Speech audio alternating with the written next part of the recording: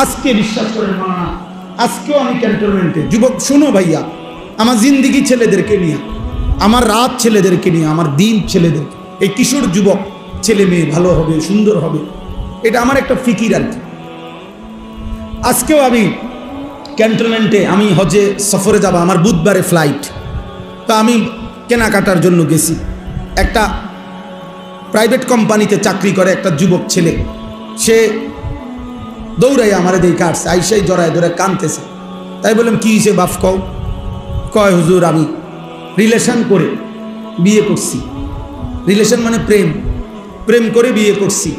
এখন বিয়ে করলাম আজকে হুজুর 1 বছরের উপরে হয়, কিন্তু আমার বউ কোনোভাবেই আমার মা বাবার সামনেও যাইতে চায় না, তাদেরকে 1 গ্লাস পানিও আগায় দিতে চায় না কোনোভাবে হুজুর। আমি আমার সর্বোচ্চ অনুরোধ করছি, মা বাবার সামনে একটু কথাও বলতে চায় না। যে সে কোনোভাবেই, তার এক বক্তব্য যে সে আমার এই গোলামি করতে পারবে না, সে আমার এটারে গোলামি করে, এটা নাকি গোলামি করা। এখন আমি কি করবো হুজুর? আমি কিছুই বুঝতেছি না। রাগ করে একদিন তালাক দিয়ে ফেলছি। এরপরে এখন আবার সে বলতেছে থাকবে, এখন আসে। এখন আমি কোনো সুখ পাইতেছি না, শান্তি পাইতেছি না, কোনো উন্নতি পাইতেছি না। তা আমি বললাম তালাকও দিলা, আবার অহন থাকো, আবার প্রেমও করলা, তোমার মা বাবারও খবর হয় না। এত সদবদ কথাগুলো জিন্দিগিটাতে একটা সদরবদর বানাই রয়েছ। হ্যাঁ, যে মেয়েকে তালাক দিয়েছ, এবার তার প্রতি যদি তোমার হাজার ভালোবাসাও হয়, যে মেয়েকে তুমি তালাক দিছ, এবার যদি সে রাবেয়া বসরির মতো আচরণও করে, তারপরেও তো সে তোমার জন্য হারাম। হারাম না? তাইলে এখন তুমি এটি ইচ্ছা কম করতে, এখানে কাহিনী বলো কেন বাপ? বগুড়া বাড়ি। তাইলে আমি তখন তাকে বললাম যে ভাইয়া, নাম বলে দিছি যে তুমি অমুকখানে যাইবা, একজন মুফতি সাহেবের কাছ থেকে লিখিত ফতুয়া নিবা এবং খুব দ্রুত গতিতে বিচ্ছিন্ন হোক, নাইলে জীবনটা তোমার আরো ধুকে ধুকে একদিন পথের কাঙ্গাল হইয়া একদিন ভিক্ষার থালা হাতে নিয়ে আনবে। কারণ এত বড় হারাম করো না। এই জন্য ভাইয়া, তোমরা যদি আমার কাছে কেউ শুনতা, আমার জীবনে সব সময় আমার পকেটে ছেলেরা কাগজ দেয়, অনেক সময় অনেকখানে কত কিছু লেখে, আমার খাদেম যারা ওরা কত কিছু বলে। কি পরিমাণ এই হারাম সম্পর্কের কারণে প্রিয় ভাই, প্রথম তো মনে হয় ওই মেয়ে তোমারে ভালোবাসে, ওই মেয়ে তোমার সাথে প্রেম করে, সুন্দর সুন্দর কথা বলে। বিবাহের আগে তারও কোনো কিছু তোমার কাছে ভুল মনে হয় না, সেও তোমার কোনো কিছু ভুল মনে করে না। কিন্তু যেদিন থেকে বিবাহ হয়, সম্পর্ক ভালোবাসার পরে বিবাহ হয়, সেদিন থেকে দুনিয়াটা জাহান্নামের টুকরা হয়ে যায়। এজন্য দোস্ত আমার, কমপক্ষে আখেরাত তো আছেই, নিজের এই দুনিয়ার জীবনটা নষ্ট করো, জাহান্নামের টুকরা হয়ে যাবে। এটা জাহান্নামের টুকরা। কোনো নারীর পিছনে, ছবির পিছনে, কোনো জেনা ব্যভিচারের পিছনে, মোবাইলের এই অশ্লীল ছবির পিছনে আমার প্রিয় সন্তান জিন্দিগি নষ্ট করো না। এমন হায়াত শেষ করে দিও না, এমন সুন্দর রাত আর পাবা না, এমন সুন্দর দিন আর পাইবা না, আর পাইবা না। কিশোর যৌবন এমন একটা সময়। আমার কাছে কিতাব আছে, ওই ইউসুফ ভাই এই কিতাব দিছে, গত কিছুদিন আগেও দিছেন। ওইখানে লিশাবাবে ফাকাত, যুবকদের জন্য একটা আরবি কিতাব।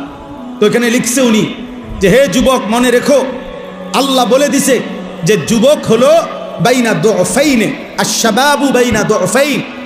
একজন যুবক, একজন কিশোর, সে হলো 2 দুর্বলতার মাঝখানে। অর্থাৎ আল্লাহুল্লাযী খালাকাকুম মিন দুফিন, আল্লাহ বলেন আমি মানুষকে সৃষ্টি করেছি দুর্বল অবস্থায়। যখন সে শিশু তখন সে দুর্বল। সুম্মা জাআলা মিন বা'দে দুফিন কুওয়াতান, অতঃপর আমি আল্লাহ সেই দুর্বলতার পরে তাকে দিয়েছি শক্তি।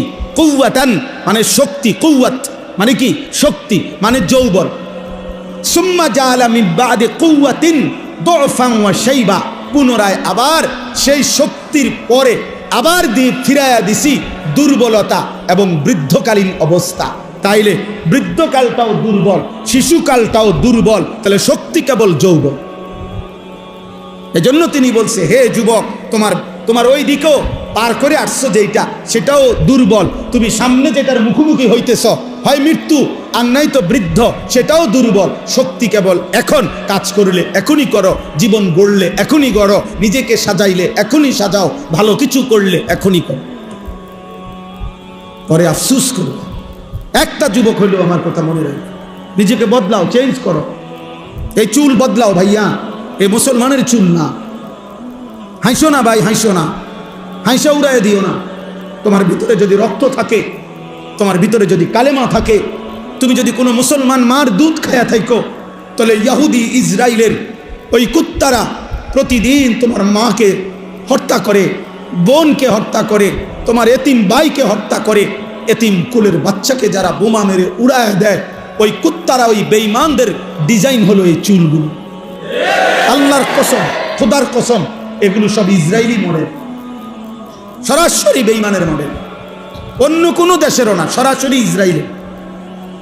কেন? এটা দাজ্জালের মডেল।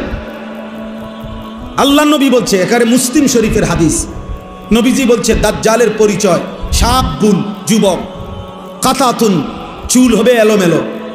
হাদিস, ইন্নাহু শাবুন কাতাতুন আওয়ারুল আইন। নবীজি বলছে দাজ্জাল হবে যুবক, দাজ্জাল হবে এলোমেলো চুলওয়ালা, দাজ্জাল হবে বাম চোখ টেরা। তাইলে আল্লাহ রসুল বলছে দাজ্জালের চুলের ব্যাপারে, নালে নবী আলাদা বললেন কেন? আর একেবারে ইহুদিদের সমস্ত কিতাবে আছে, ইহুদি যারা এই ইসরায়েলের, এদের ধর্মীয় বিশ্বাস হলো দাজ্জাল খোদা। তারা, আমরা বলি দাজ্জাল, তারা উনাকেই বলে মসিহে মাউউদ, প্রতিশ্রিত যিনি আসবেন সেই মসিহ। ওরা দাজ্জালকে বলে, ওরা মনে করে উনি খোদা। এই জন্য মসজিদে আকসার এখানে উনি আসবে, মানে এই দাজ্জাল, সে এখানে বসবে, এখান থেকে ইহুদিদেরকে সাথে নিয়ে সারা পৃথিবীতে মুসলমানদেরকে হত্যা করে ইহুদি রাজত্ব কায়েম করবে। বিশ্বাস করো প্রিয় ভাই, এটা তাদের ঈমান, এটা তাদের বিশ্বাস, এটা তাদের আকীদা।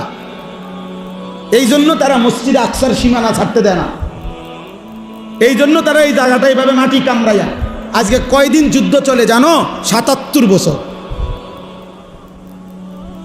এই ছেলে শুনছো? ৭৭ বছর। 1948 সালে প্রথম এই ইসরায়েলের এই বেঈমানদের সাথে ফিলিস্তিনের মুসলমানের যুদ্ধ শুরু হয়েছে। 48 ইংরেজিতে, আজকে 2025, ৭৭ বছর গুণা।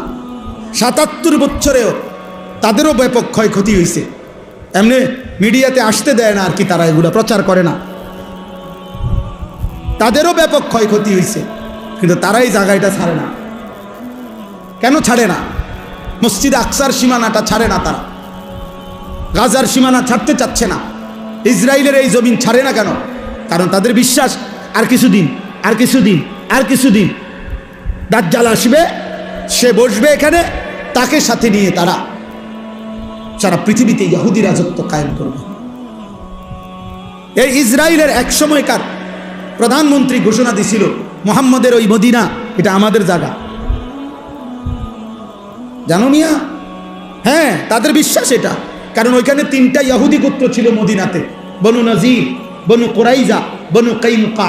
নবীজি সাল্লাল্লাহু আলাইহি সাল্লাম নবীজির হায়াতে যুদ্ধ করে সাহাবীদেরকে নিয়ে এই 3টা ইহুদি গোত্রকে আমাদের নবী মদিনার থেকে বিতাড়িত করছেন। এই জন্য তাদের ওই কথা মনে আছে। তাদের বিশ্বাস, তাদের পূর্বপুরুষ কই ছিল? মদিনায় ছিল, এটা তাদের জায়গা, খায়বার তাদের এলাকা, তাদের দাবি। এই জন্য তারা গোটা আরব বিশ্ব বিজয়ের স্বপ্ন দেখে। তাহলে এই যুদ্ধ দোস্ত ফিলিস্তিন আর ইসরায়েলের যুদ্ধ না, এটা ঈমান এবং কুফরের যুদ্ধ। সারা পৃথিবীর মুমিন একদিকে, সারা পৃথিবীর বেঈমানের। হ্যাঁ, এটা হলো স্যাম্পল, শুধু ইসরায়েল আর ফিলিস্তিন স্যাম্পল চলতেছে। এই যুদ্ধ, এই সংগ্রাম সারা পৃথিবী ছড়াবে, সারা পৃথিবী। যেদিন ভারত পাকিস্তানকে আক্রমণের হুমকি দিছে এই কাশ্মীর ইস্যুতে, সাথে সাথে 1 ঘন্টা লাগে নাই, ইসরায়েলের কুত্তায় ওইখান থেকে ঘোষণা দিছে আমরা তোমার পাশে আছি।